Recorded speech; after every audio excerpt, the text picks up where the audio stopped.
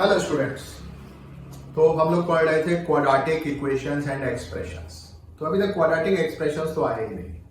अभी हम लोग इस पे कंसंट्रेट कर रहे हैं क्वाड्रेटिक इक्वेशंस पे। ओके, और आज जो मेन हेडिंग है जिसको हम लोग पढ़ रहे हैं वो हेडिंग यहां लिखी हुई है, formation of quadratic equation whose roots are given to us in advance, let us say alpha and beta or any.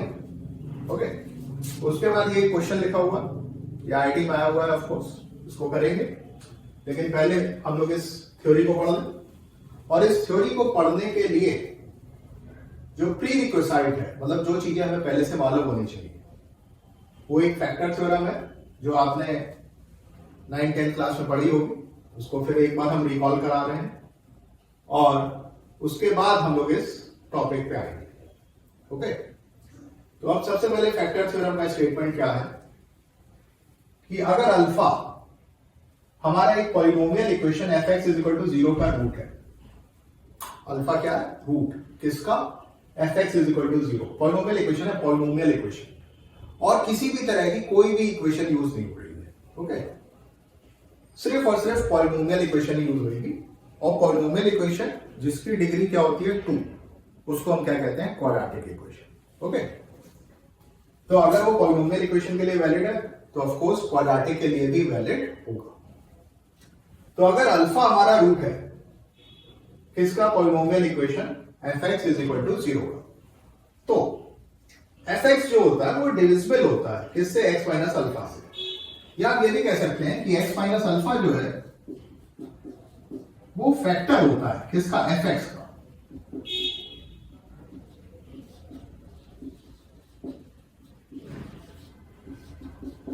Of course fx याद रखना, fx क्या है? पॉलिनोमियल, ठीक है, और fx इज इक्वल टू 0 क्या हुई? Polynomial equation. तो अब ये वर्डिंग्स है, इस वर्डिंग्स को पहले हम लोग फील करते हैं। फील हम लोग यहां से करते हैं एग्जांपल से। जैसे हमने कह दिया एक क्वाड्रेटिक ले लो, x square minus 5x plus 6 is equal to 0। ये क्वाड्रेटिक इक्वेशन है, इसको हम सॉल्व करें by using simple factor method. तो अगर हम करें x square minus 2x minus 3x plus 6 is equal to 0, x common लेंगे, x माइनस 2 माइनस 3 कॉमन लेंगे, x minus 2 is equal to 0, फिर x माइनस 2 कॉमन लेंगे और ये आ गया। और अगर रूट देखें इसके, root x is equal to 2 होंगे और x इज इक्वल टू 3। अब इसको आप देखो, ये क्वाड्रेटिक इक्वेशन थी, उसके दो रूट्स हैं, कौन से? 2 और 3। इसको हमने निकाला कैसे? बाय यूजिंग सिंपल फैक्टराइजेशन, जो आपने 10th क्लास में पढ़ा था। और ये फैक्टर ये पॉलिनोमियल है x square minus 5x plus 6, इसके फैक्टर है ये, एक x माइनस 2 और एक x माइनस 3, लीनियर फैक्टर है। और रूट हमारे क्या निकले? x इज इक्वल टू 2 और x इज इक्वल टू 3। तो अब यहां से देखो, अगर x इज इक्वल टू 2 जो है वो रूट है, अगर ये रूट है तो कैसे आया होगा? x माइनस 2 उसका क्या रहा होगा? फैक्टर। और 3 अगर रूट है तो x माइनस 3 क्या रहा होगा? फैक्टर। अभी यहां पे देखो, अगर अल्फा रूट है तो x is equal to alpha आया होगा। तो कैसे आया होगा? जब x माइनस अल्फा क्या रहा होगा? उसका फैक्टर, किसका? fx का। ओके, या इसी को हम लोग ऐसे कह सकते हैं कि fx is divisible bye x minus alpha.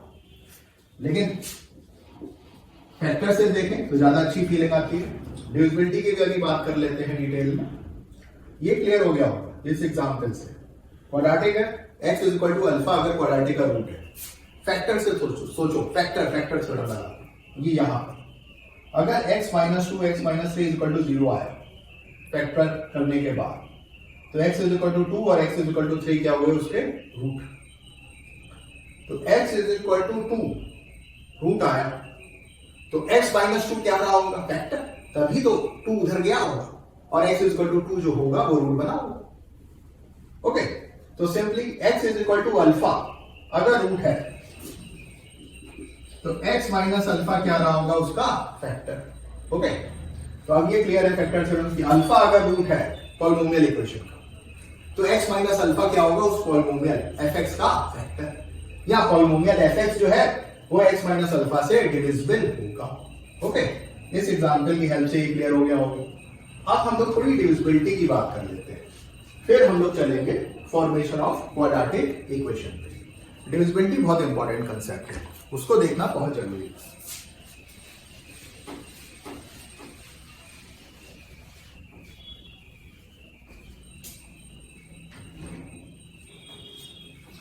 अब इसको अभी होल्डर पे रखो। अब पहले एक वर्ड समझते हैं,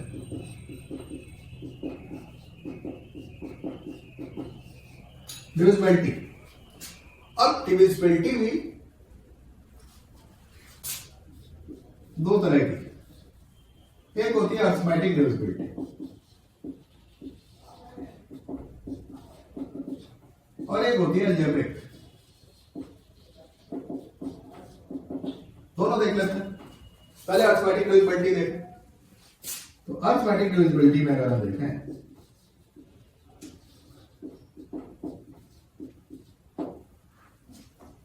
अब इसको देखने के लिए अभी समझो, पहले आपको जरा थोड़ा सा कंफ्यूज करते हैं। तो कंफ्यूज हम आपको ऐसे करेंगे कि सबसे पहले हम आपसे पूछते हैं कि भाई इवन नंबर्स की डेफिनेशन क्या होती है। तो इवन नंबर्स क्या होते हैं? वो नंबर्स जो कि 2 से डिविजिबल हो। अच्छा, 2 से कि सिर्फ 2 से? ना ना, 2 से, सिर्फ 2 से का है। अरे 6 है, वो 2 से भी है, 3 से भी है, तो तुम्हें क्या याद है? 2 से डिविजिबल है, बस दैट्स ऑल।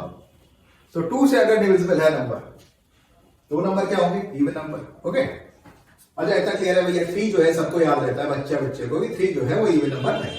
इवन नंबर क्या है? 2, 4, 6। 0 पे कंफ्यूज होता है, 0 पे अभी आते हैं। तो अब आप ये देखो कि हमने पूछा आपसे कि 3/2 जो है, 3/2 इज इक्वल टू क्या होता है? 1.5। अब क्या होता है कि बुक्स में 3 तरह की लैंग्वेज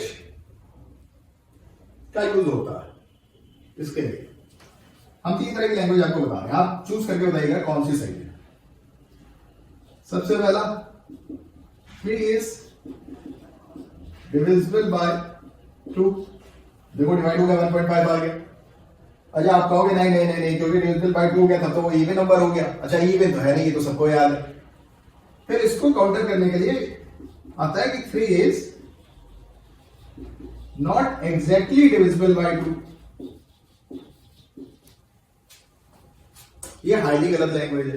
ये जो एडजेक्टिव्स है ना, नॉट एग्जैक्टली, ये कभी नहीं यूज होने चाहिए। मतलब मिनिमम यूज करते हैं मैथ्स में। यहां डिविजिबिलिटी के सेंस में तो बिल्कुल भी यूज नहीं होता है। अच्छा, इसमें सब लोग एग्री कर जाते हैं, क्योंकि ये तो गोल गोल बात है ना, इसमें तो क्लियर है ही नहीं कि भैया डिविजिबल है या नहीं है। और थर्ड हुआ, 3 इज नॉट डिविजिबल बाय 2। फिर डिविजिबल को हम DIV लिखे हैं। अरे अब क्या है कि 3 इज नॉट डिविजिबल बाय 2 कहने के लिए आपको थोड़ा कंसेप्ट मालूम होना चाहिए, वरना आप कहोगे ये देखो डिवाइड तो हो ही रहा। तो एक्चुअल में इन तीनों लैंग्वेज में सब लोग सबसे ज्यादा कंफर्टेबल किस पे होते हैं? सेकंड वाले में। गलत है। डिविजिबिलिटी में एग्जेक्टिव्स यूज नहीं होते हैं एग्जैक्टली का, ठीक। एक्चुअल में ये सही है कि 3 इज नॉट डिविजिबल बाय 2। आप पूछोगे कैसे? तो भैया कंसेप्ट है, कंसेप्ट को देखो, डिविजिबिलिटी। अच्छा ये क्वेश्चन है, इस क्वेश्चन को अभी लेंगे।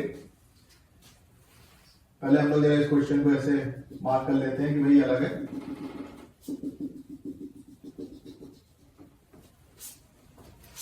अब अरिथमेटिक डिविजिबिलिटी की बात करते हैं, जब हम लोग एक नंबर को दूसरे नंबर से डिवाइड कर रहे हैं, तो कंडीशन ये होती है, जैसे 17 है, 17 को आप कैसे डिवाइड कर दो? 3। ठीक, बचपन में आपने किया भी होगा। चलिए करते हैं एक बार, हंसने की क्या बात है। 3, 5, 15, ये 2। तो एक्चुअल में क्या है भाई? 17/3 है और ये हमने उसको डिवाइड किया। तो इसको आप पहले ये भी लिखना सीखें कि जब आप 17 को 3 से डिवाइड कर रहे थे, तो भाई ये 5 तो आ चुका है, मतलब इतना डिवाइड करने के बाद ये तो 5 आ गया। अब किसको डिवाइड करना बाकी है, किसको, 2 को, तो प्लस 2/3।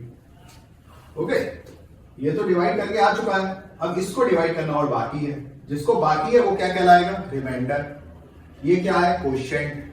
जिसको डिवाइड कर रहे हैं वो क्या है, डिविडेंड। और जिससे डिवाइड कर रहे हैं उसको क्या कहते हैं, डिवाइजर। ओके, क्या डिवाइजर डिविडेंड, ठीक है। कंसेप्ट ऐसे ही क्लियर है कि भाई 17 को किससे डिवाइड करना है, 3 से। ये डिवाइड होके आ चुका है, इसको डिवाइड करना अभी बाकी है। क्लियर, ये क्लियर है, साफ साफ नजर आ रहा है। अब इसको लोग इक्वेशन के टर्म्स में याद करते रहते हैं, कोई जरूरत नहीं, सिंपल लॉजिक अगर क्लियर है तो ऐसे ही बना लोगे। अच्छा, अब डिविजिबिलिटी की कंडीशन बता रहे थे। डिविजिबिलिटी की कंडीशन क्या होती है कि जो क्वोशिएंट है वो मेरा क्या होना चाहिए, इंटीजर, और उसी समय साइमल्टेनियसली जो रिमाइंडर है वो मेरा क्या होना चाहिए, 0। अगर ये दो कंडीशन फुलफिल होती है तब हम कहेंगे कि भाई न्यूमरेटर जो है वो डिनोमिनेटर से डिविजिबल है, या डिविडेंड जो है वो डिवाइजर से डिविजिबल है। एग्जैक्टली नहीं, बस डिविजिबल है। ठीक है, दो ही लैंग्वेज होगी, या तो डिविजिबल होगा या नहीं होगा, एग्जैक्टली वर्ड कोई नहीं होगा। ठीक, अब याद देखें भाई, 3 को आपने डिवाइड किया किससे, 2 से, क्या आया 1.5, रिमाइंडर क्या है 0।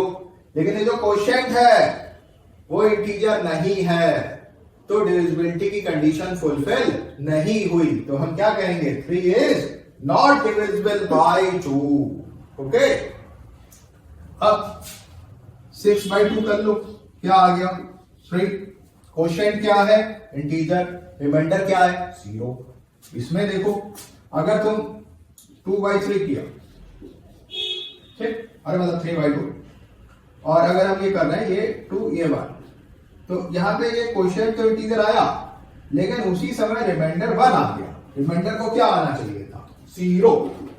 क्वोशिएंट कैसा होना चाहिए, इंटीजर, और उसी समय रिमाइंडर, उसी समय साइमल्टेनियसली रिमाइंडर कैसा होना चाहिए, 0। तब हम कहेंगे कि न्यूमरेटर इज, या न्यूमरेटर में जो नंबर है is divisible by the number which is in denominator. Okay, तो ये अर्थमेटिक डिविजिबिलिटी क्लियर हो गई होगी। इसमें आगे और भी फाइनल पॉइंट्स हैं, वो आगे देखेंगे, अभी इतना काफी है। अब हम लोग बात करते हैं किससे, अलजेब्रिक डिविजिबिलिटी की। ओके,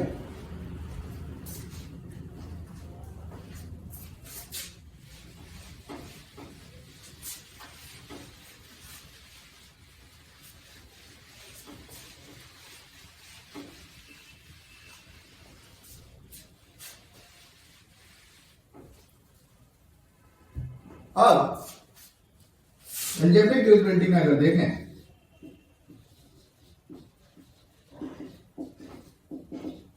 तो यहां क्या होगा कि एक पॉलिनोमियल एक दूसरे पॉलिनोमियल से डिवाइड करेंगे। ओके, पॉलिनोमियल की डेफिनेशन आप हमारे पिछले पार्ट्स में चले जाइए, वहां पूरे डिटेल से डिस्क्राइब की गई है। ओके, एक पॉलिनोमियल को दूसरे पॉलिनोमियल से हम डिवाइड करेंगे और हम कहेंगे डिविजिबल है कब, जब ये पॉलिनोमियल 1 कह लूं, इसको पॉलिनोमियल 2 कह देता हूं। ठीक, दो कंडीशन फुलफिल होनी चाहिए। पहला, जो क्वोशिएंट आएगा वो क्या होना चाहिए, पॉलिनोमियल,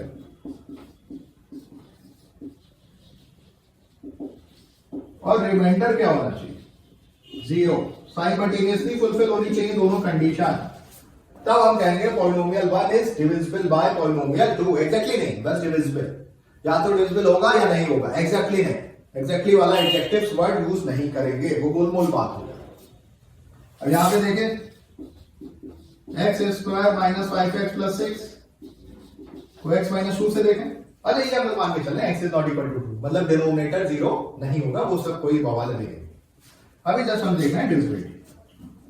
तो अब इसको अगर हम डिवाइड करेंगे तो ऊपर जो क्वोशिएंट आएगा मेरा वो क्या आएगा, x - 3, और उसी समय रिमाइंडर क्या आएगा, 0। ओके, तो यहां से ये क्लियर हो जाएगा कि x - 2 से x² - 5x + 6 जो है वो उसका एक फैक्टर, या x² - 5x + 6 जो है वो x - 2 से डिविजिबल है। तो ये अलजेब्रिक डिविजिबिलिटी है। फिर से एक बार रिकॉल करते हैं अलजेब्रिक डिविजिबिलिटी को। एक पॉलिनोमियल दूसरे पॉलिनोमियल से आप उसको डिवाइड कर रहे हैं। तो आप ये देखिए क्वेश्चन क्या है, पॉलिनोमियल, रिमाइंडर क्या है 0, साइमल्टेनियसली अगर ये काम होता है तब हम कहेंगे कि डिविजिबिलिटी है, मतलब polynomial 1 is divisible by polynomial 2 और we can say polynomial 2 is a factor of polynomial 1। Okay, अब ये भी देख लो। अब देखें जरा इसको, हम लोग ऐसे भी लिख सकते हैं कि मान लीजिए एक हमने पॉलिनोमियल लिया fx, इसको आप डिवाइड कर रहे हैं किससे, x माइनस अल्फा से। ये लीनियर है, x माइनस अल्फा से हम डिवाइड कर रहे हैं। fx कैसा है, पॉलिनोमियल किसी भी डिग्री का हो, ठीक। अच्छा, तो अब दो सिचुएशन है, या तो डिविजिबल होगा या डिविजिबल नहीं होगा, दोनों केस में लेके चलते हैं। हमने मान लिया जैसे हमने ये किया था 17 बाय 3, 17, 5, 15, 2, तो 17 बाई 3 को हमने क्या लिख दिया था 5 प्लस 2 बाई 3। अब यहां पर क्या होगा, fx है, इसको हम डिवाइड किससे कर रहे हैं, x माइनस अल्फा से, तो कोएफिशिएंट आ गया होगा कोई एक पॉलिनोमियल gx प्लस रिमाइंडर आएगा। रिमाइंडर की डिग्री हमेशा इससे एक कम होती है, तो अगर ये x माइनस अल्फा लीनियर है तो इससे एक डिग्री कम क्या हुआ, कांस्टेंट, तो रिमाइंडर क्या होगा, कांस्टेंट, क्योंकि अगर रिमाइंडर कांस्टेंट नहीं हुआ, एक डिग्री का हुआ, तो फिर तो एक बार और डिवाइड हो जाएगा ना। ओके, तो रिमाइंडर की ये जो डिग्री होती है हमेशा डिवाइजर की डिग्री से एक कम होती है। ओके, अगर ये क्वाड्रेटिक है, ऐसा क्वाड्रेटिक जिसके लीनियर फैक्टर ना हो, समझने के लिए आसानी हो, उस केस में अगर हम रिमाइंडर देखें तो वो लीनियर होगा। खैर ये अभी आगे की बात है, इसको अभी स्किप कर देना अगर ना समझना है तो कोई दिक्कत नहीं। अभी हम लोग इतना देख रहे हैं कि fx को आपने डिवाइड किया किससे, x माइनस अल्फा से, gx क्या आया, क्वोशिएंट जैसे वहां 5 था वो आ गया, अब रिमाइंडर बचा होगा, उसको अभी डिवाइड करना बाकी है किससे, x माइनस अल्फा से, और ऑफ कोर्स रिमाइंडर की डिग्री हमेशा डिवाइजर से एक कम होती है, x माइनस अल्फा, ये क्या रहा होगा, कांस्टेंट। अरे लीनियर होता तो एक बार और डिवाइड हो जाता, क्वाड्रेटिक होता था तो पूरा ही हो जाता, ठीक। तब तक डिवाइड करेंगे जब तक कि इसकी डिग्री से एक कम ना हो जाए, ठीक, तब तक चलता रहता है डिग्री। ओके, ये चीज आ गई, इसको फिर से समझ लो भैया, बहुत इंपॉर्टेंट है। अब इसको लोग डिवाइजर और डिविडेंड के टर्म्स में याद रखते हैं, कोई जरूरत नहीं याद रखने की, सिंपल इसको डिवाइड कर रहे हैं, कुछ ना कुछ क्वेश्चन आया होगा, इतना तो डिवाइड हो चुका है, प्लस किसको डिवाइड करना बाकी है, किसको, रिमाइंडर। ओके, अब x माइनस अल्फा से मल्टीप्लाई कर दिया तो fx क्या हो गया, gx x minus alpha plus r। Okay, ये इक्वेशन आ गई हमारे, और सही भी है भाई। gx की जो डिग्री है वो fx की डिग्री से एक कम होगी। मान लो ये क्वाड्रेटिक है, fx क्वाड्रेटिक, तो gx कैसा होगा, लीनियर। fx क्यूबिक, अगर ये क्यूबिक है, ये लीनियर, तो ये क्या, क्वाड्रेटिक, रिमाइंडर तो कांस्टेंट है, रिमाइंडर इस पर डिपेंड नहीं करेगा, रिमाइंडर डिपेंड करेगा किस पे, x माइनस अल्फा, उसकी डिग्री उससे एक कम होती है, ठीक। अब ये सिचुएशन आ गई हमारी, और ये हमेशा वैलिड है। और इस केस में अगर हम x की जगह अल्फा पुट करें, क्या पुट करें, x की जगह अल्फा, f ऑफ अल्फा क्या आ जाएगा, ये 0 आ जाएगा, ये रिमाइंडर आ जाएगा, तो इसको रिमाइंडर थ्योरम भी बोला जाता है, ठीक। अब ये रिमाइंडर थ्योरम की हम डिटेल में नहीं जाते हैं, आप कंफ्यूज हो जाओगे। अभी सिंपल सी इतनी सी बात है, ये भी हमने ज्यादा बता दिया, सिंपल इतना समझो, एक पॉलिनोमियल दूसरे पॉलिनोमियल से डिविजिबल का होगा, दो कंडीशन फुलफिल हो जाएगी, क्वोशिएंट कैसा, पॉलिनोमियल, और उसी समय रिमाइंडर कैसा, ठीक। ये वैसे है बहुत इंपॉर्टेंट, यहां पे समझ में ना आए तो आगे आ जाएगा, वरना आप वीडियो को रिमाइंड करके बार बार देखें, ये क्लियर होगा, ठीक। ओके, तो अब हम लोग चलते हैं आगे, डिविजिबिलिटी क्लियर हो गई, फैक्टर थ्योरम क्लियर हो गई, अब आगे बताते हैं।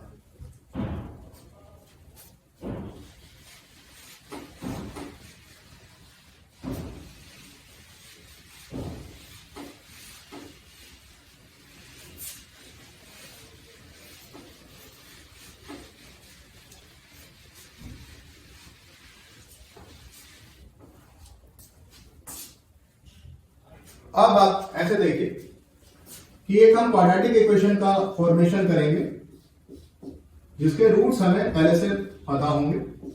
हमने मान लिया यहां पर अल्फा और बीटा।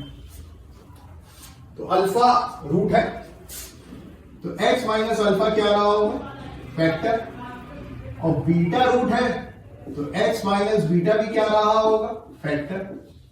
तो ये बन गई इक्वेशन। अब आप कहेंगे सर और कोई लीनियर फैक्टर तो नहीं होगा? अरे बिल्कुल नहीं होगा, क्योंकि यहीं पे मल्टीप्लाई करेंगे तो डिग्री 2 आ गया ना। और क्वाड्रेटिक इक्वेशन 2 रूट है, सारे रूट मालूम है, ठीक। और अल्फा रूट है तो x minus alpha factor, beta root है तो x माइनस बीटा फैक्टर। तो ये इक्वेशन होगी। अब इस पर बहुत ज्यादा अगर आप दिमाग लगाएंगे तो आप ये भी कह सकते हैं कि कोई कांस्टेंट k भी हो सकता है। ये कांस्टेंट है, इसमें x नहीं होगा, ओके। लेकिन हम लोग नॉर्मली ये लेके चलते हैं, इसमें कोई दिक्कत नहीं है, ये इक्वेशन मानी जाती है, ठीक। k की हमने वर्डिंग्स तो आपको इसलिए बता दी, k थोड़ा आप ऐसे समझ लो, k का आगे चलते इंपॉर्टेंस आ जाएगा। अगर हमने ये कहा x square minus 5x plus 6 is equal to 0, इसके रूट क्या थे, 2 और 3। अगर आप इसमें 3 से मल्टीप्लाई कर दो,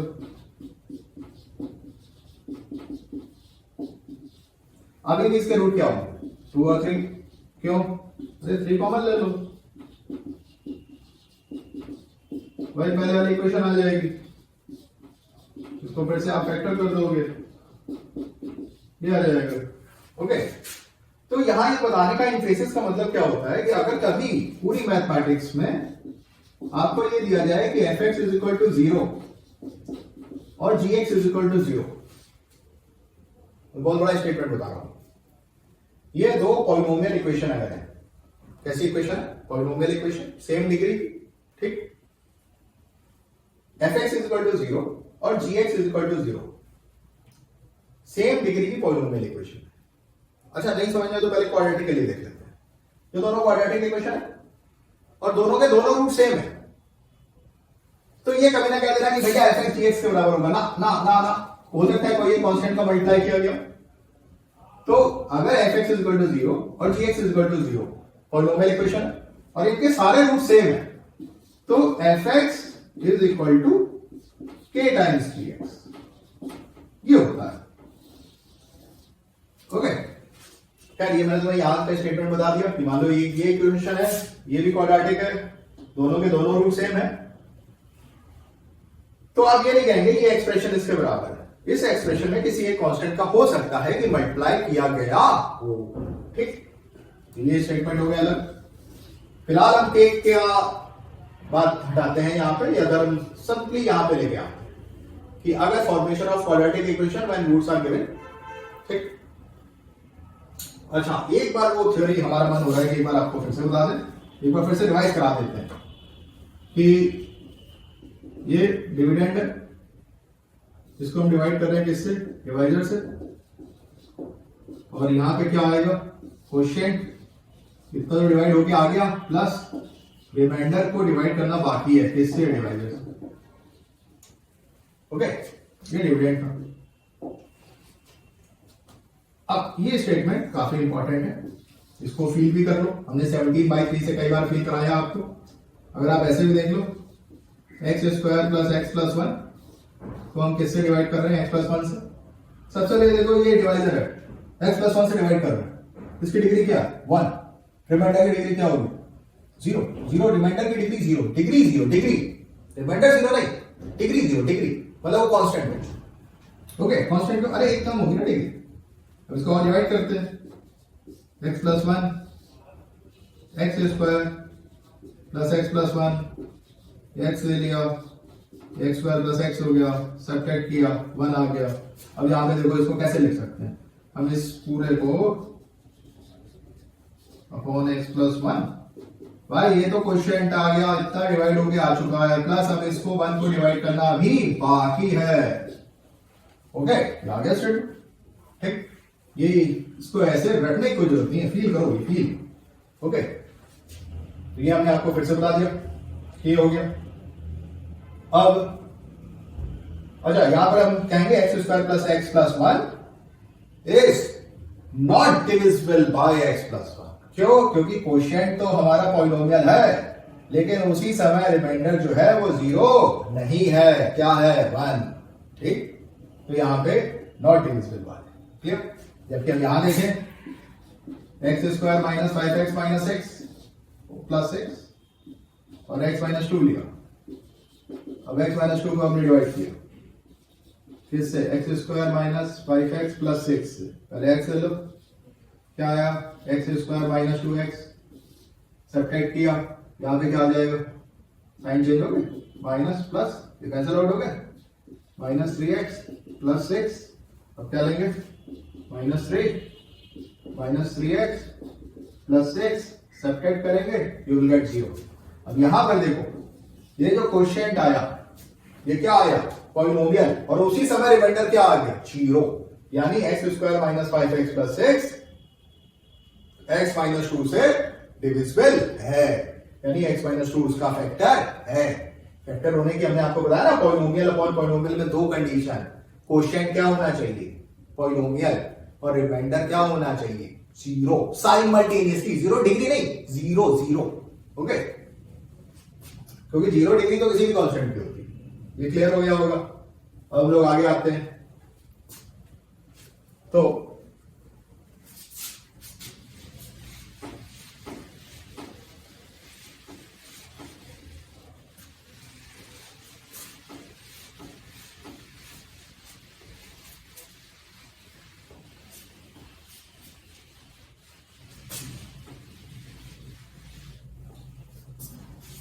अगर क्वाड्रेटिक इक्वेशन के रूट्स है हमारे अल्फा और बीटा, तो अल्फा अगर रूट है तो x माइनस अल्फा क्या रहा होगा? फैक्टर।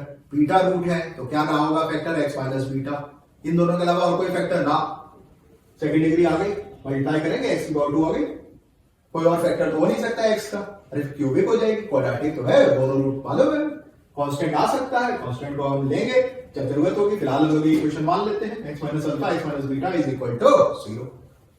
ओके, आइए अब हम लोग बात करते हैं, ये क्वेश्चन की आईटी में आया हुआ है, एमसीक्यू है, एबीसीडी ऑप्शन हमने लिखे नहीं है, बड़े लंबे लंबे होंगे ऑप्शन, हमें क्या निकालना भी नहीं, मतलब वैल्यू पुटिंग करके वो सब नहीं करना, ठीक? तो अब इसको देखते हैं क्वेश्चन। क्वेश्चन क्या है कि p comma q real number है, सेट ऑफ रियल नंबर्स को लिखा, इस तरह के p 0 नहीं है, p क्यूब जो है वो q नहीं है, और p क्यूब जो है वो माइनस q भी नहीं। Alpha beta non zero complex number है, satisfying alpha plus beta is equal to minus p and alpha cube plus beta cube is equal to q। Then एक क्वाड्रेटिक इक्वेशन फॉर्म करनी है जिसके roots क्या हो? Alpha by beta और beta by alpha as its roots. Okay, चलो करते हैं, अब इसको देखते हैं। तो अब हमें एक ऐसी इक्वेशन फॉर्म करनी है जिसके रूट्स हमारे अल्फा बाई बीटा और बीटा बाई अल्फा। ओके, ये भी हमने देख लिया, इसको ऐसे भी याद रख सकते हैं, इसको मल्टीप्लाई करके भी याद सकते हैं। इसकी थ्योरी को थोड़ा देखें, मल्टीप्लाई करो, x square minus alpha x minus beta x plus alpha beta is equal to x square minus alpha plus beta x plus alpha beta is equal to 0। X square minus ये sum of roots x plus product of roots is equal to 0। ऐसे भी याद रहता है, x square minus sum of roots alpha plus beta product of roots alpha beta is equal to 0। Okay, अब यहां पर हमें जो इक्वेशन बनानी है, इसके रूट्स क्या है? अल्फा बाई बीटा और बीटा बाई अल्फा। इसका अगर हम प्रोडक्ट करेंगे तो प्रोडक्ट तो सीधे सीधे बनाएंगे, तो हमें चाहिए क्या? एक सम ऑफ रूट्स चाहिए और एक क्या चाहिए? प्रोडक्ट ऑफ रूट्स, ठीक है? अच्छा, हमें गिवन क्या है? हमें गिवन है alpha plus beta is equal to minus p और alpha cube plus beta cube is equal to q. Roots ये हैं जिसकी क्वाड्रेटिक इक्वेशन बनानी है, तो हमें सम ऑफ रूट्स चाहिए होगा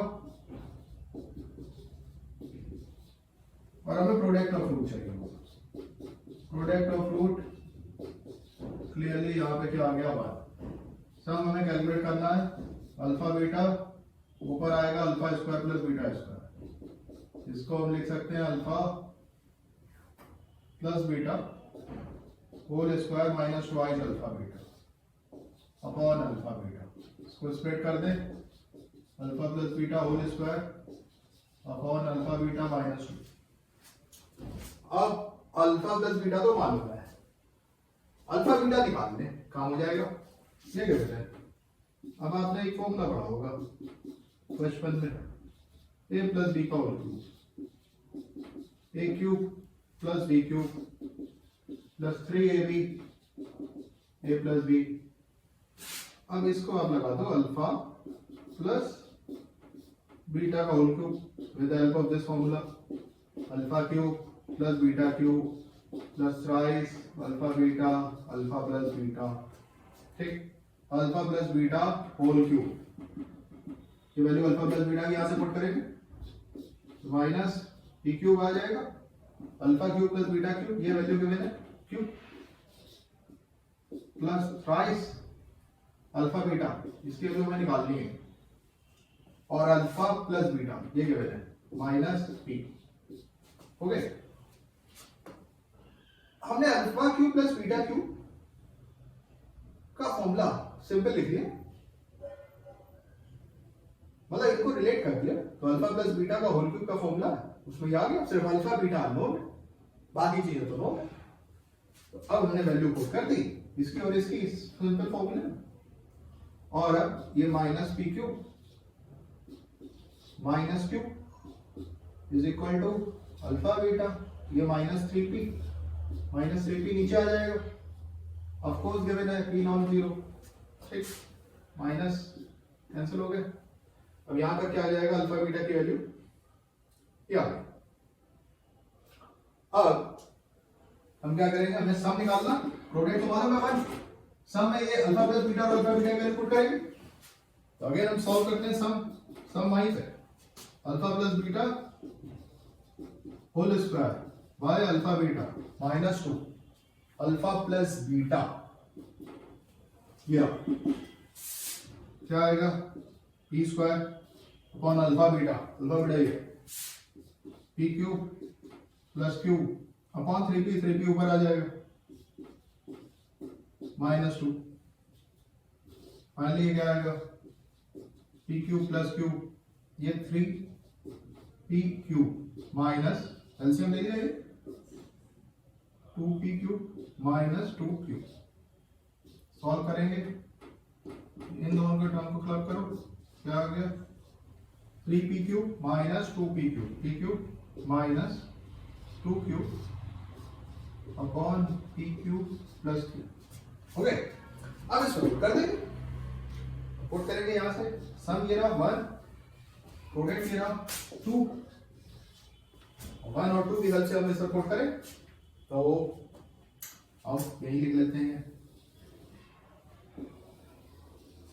क्या आ जाएगा x square minus this is P cube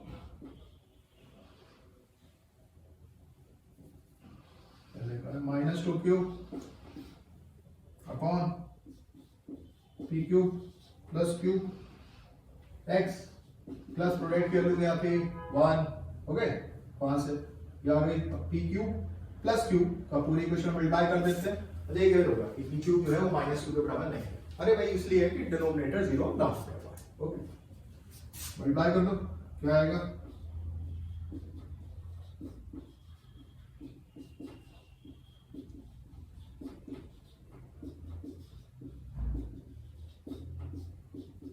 so this is our required equation. ठीक है, एक बार फिर से रिकॉल करें, क्या इक्वेशन दे रखा था, पी क्यू रियल है, ये तीन चीजें गिवन है, ये ऑफ कोर्स उसी के लिए डिनोमिनेटर 0 ना होने पर अल्फा बीटा इसको सेटिस्फाई कर रहे हैं, और एक ऐसी इक्वेशन बनानी जिसके रूट्स क्या हो अल्फा बाई बीटा और बीटा बाई अल्फा। ये इक्वेशन गिवन है, सम निकालेंगे रूट्स का और प्रोडक्ट निकालेंगे। प्रोडक्ट क्या हो जाएगा 1, सम कहां से निकालेंगे, ऐसे निकालेंगे alpha by beta plus beta by alpha.